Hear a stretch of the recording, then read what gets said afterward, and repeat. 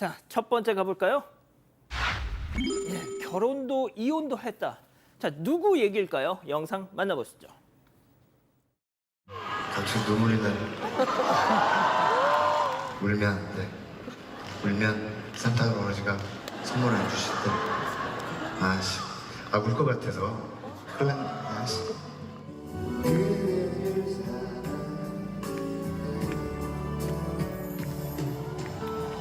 우리 박상일 교수님하고는 데뷔 연도가 비슷한 걸로 알고 있는데 가수 김건모 씨 지난 주말에 무려 6년 만에 무대에 다시 올랐는데 보시다시피 저렇게 눈물을 흘렸습니다. 네, 우리나라 가요계의 역사 같은 인물이죠. 활동 중단 6년 만에 지금 전국 투어 콘서트를 열어서 아주 뜨거운 관심을 받고 있습니다. 지금 부산에서 김건모 라이브 투어 첫 공연이 열렸는데요. 너무너무 좋은 노래가 많잖아요. 러닝타임 훌쩍 넘겨서 27곡을 지금 소화했다라고 하고요.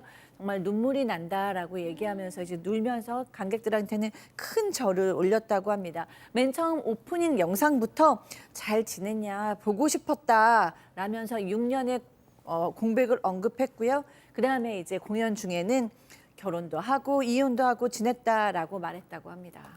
자, 김건모 씨가 직접 결혼도 하고 이혼도 했다라고 소회를 밝혔는데 자, 한 유튜브 채널에서 제기했던 그 의혹 때문이었죠. 맞습니다. 2019년 12월인데요. 유튜브 채널 가로세로 연구소라는 곳인데 김건모 씨가 2016년 8월 달에 서울의 유흥주점에서 30대 여성을 폭행했다라고 방송을 했었고 또 이 여성을 대리해서 김건모 씨를 고소를 했던 상황이었습니다.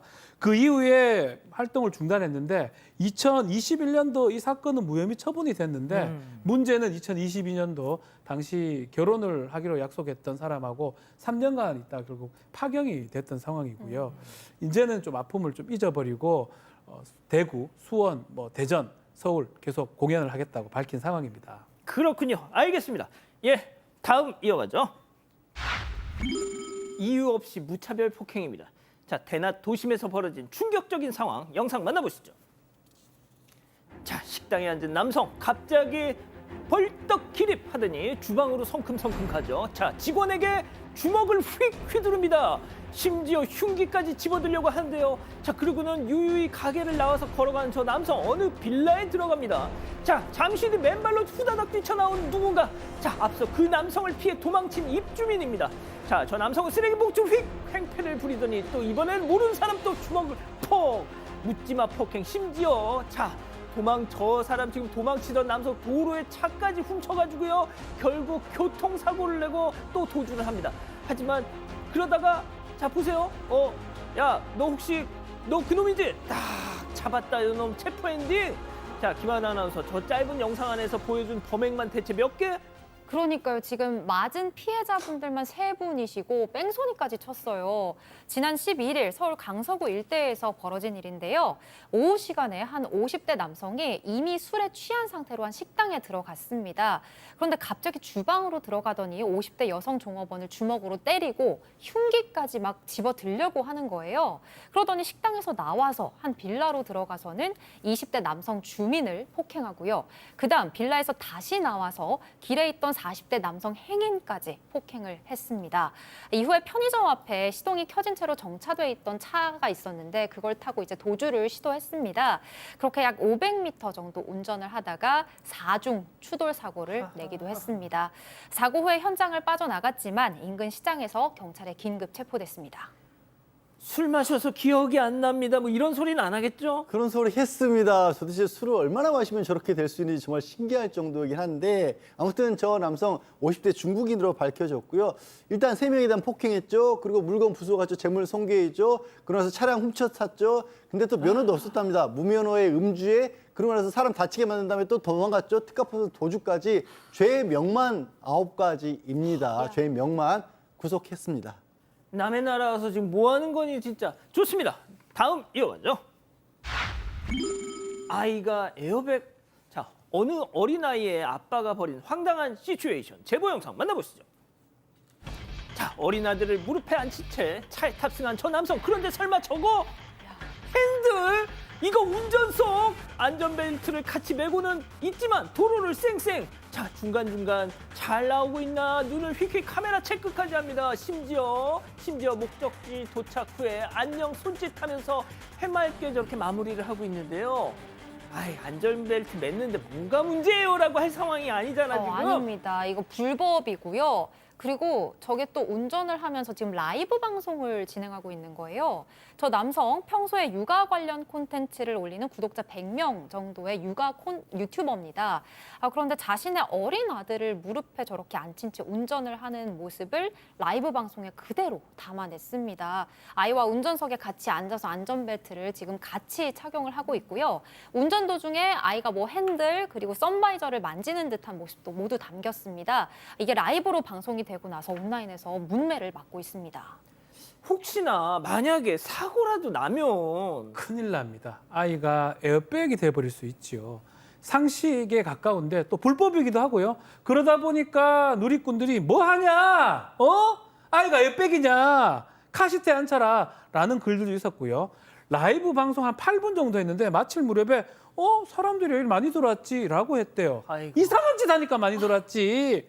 이게 도로교통법에 위반이 있습니다. 어떻게 규정이 돼 있냐면 운전자가 영유아나 동물도 마찬가지예요. 안고 운전을 못하도록 돼 있습니다. 맞습니다. 다만 처벌은 행정처분이에요. 20만 원의 과태료에 처할 수 있는데 그런 상황이긴 하지만 그걸 떠나서 아주 큰 위험한 상황입니다. 조심해야 됩니다.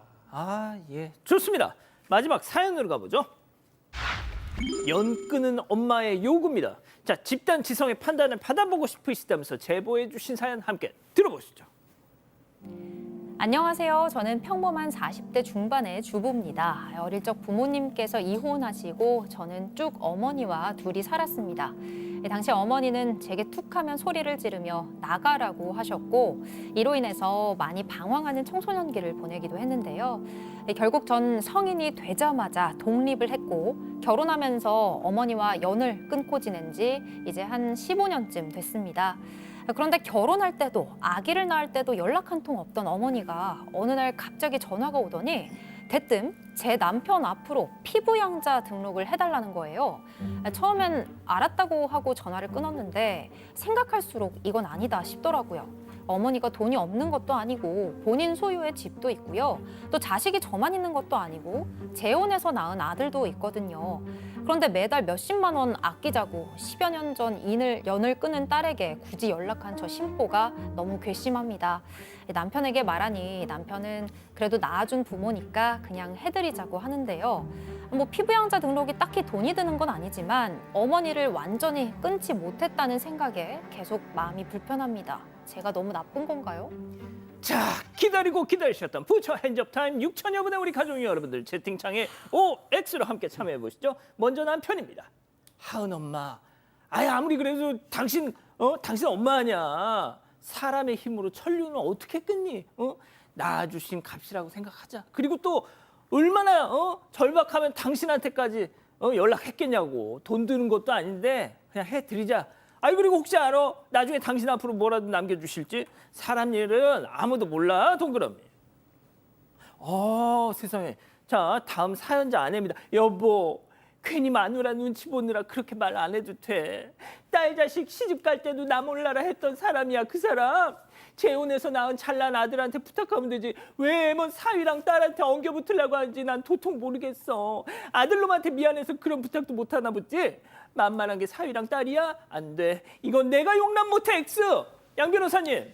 글쎄요, 뭐 의도를 그냥 순순하게 보기가 어렵죠. 실제로 무슨 경제적 혜택을 바라는 것일 수도 있고 아니면 잘해야 나중에 이제 와서 좀 민망하고 자기도 좀 노후에 어떻게 보면 딸과 좀 가까이 심정적으로라도 가까이 가고 싶어서 저렇게 저걸로 시작하는 건지도 모르는데 저런 방법을 쓰는 거는 딸 입장에서 받아들이기가 너무 어렵죠. 먼저 이제 좀 많이 반성하는 모습이라든가 딸의 상처를 보듬는 모습이라든가 이런 거를 해도 부족할 판인데 뭐 지금 사이가 걱정하는 부분은 나중에 진짜 뭐 큰 일을 치르거나 이럴 때 또 부모 자식으로 살 수 있는 도리를 담으면 되고요.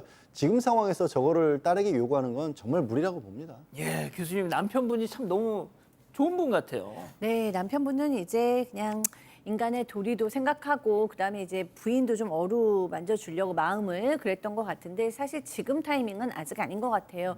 이 엄마는 사실은 이제 딸을 좀 학대했을 가능성도 지금 청소년기에 있고 청소년부터 지금 결혼해서까지 말하자면 마음으로는 고아처럼 사신 분이거든요. 결혼할 때도 오지 않았고 출산 때도 오지 않았던 친정엄마가 뭐 이런 본인이 필요한데 갑자기 아무렇지도 연락하면 이 제보하신 분은 아직 마음에서 모든 게 미해결된 상태예요. 아무것도 해결되지 않고 그냥 꾹 누르고 참고 사는데 이런 상황에서 엄마가 이렇게 다가오면 해결되는 게 아니고 더 상처가 커지기 때문에 저는 아직까지는 아니다라는 생각이 듭니다. 아이고 아들한테 해달라고 하면 되지. 그게 이해가 안 되는 거예요. 15년간 연락하지 않고 있다가 이것을 계기로 얘기가 했는데 만약에 형편이 좀 많이 어렵거나 뭐가 힘든 게 있다면 그나마 이해할 상황도 될 수 있지만 집도 있고요. 또 아들도 있습니다. 재혼해서 낳은 아들도 있습니다.